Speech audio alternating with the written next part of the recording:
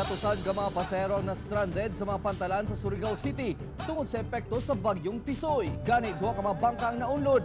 Apan, luwas sinuot 5 ka mga sakay nini. Si Clyde makaskas sa detalye.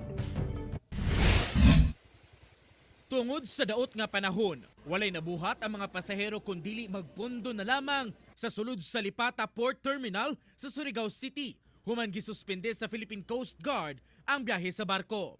Sa record sa port management, ana sa 235 ka mga pasahero ang stranded sukad pa adlang Lunes.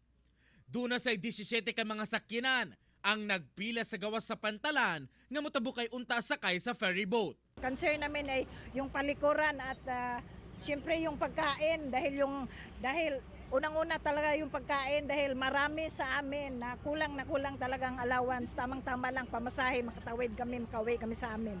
Hinoon, miresponde dayon ang lokal nga kagamhanan sa Surigao, pinagi sa paghatag og mga pagkaon sa mga na-stranded nga pasahero.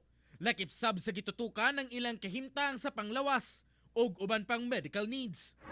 Samtang kapinunom ka oras nga naglutaw-lutaw sa dagat, ang 5 ka tawo human maunlod ng ilang gisakyang mga bangka sa Rasa Island, Surigao City.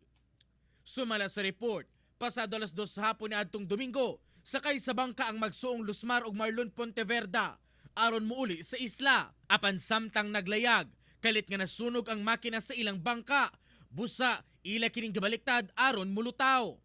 Og dihang girescue sila sa tulod nila ka paryente, naunlod sa bang gisakyan nilang bangka tungod sa kakusog sa balod.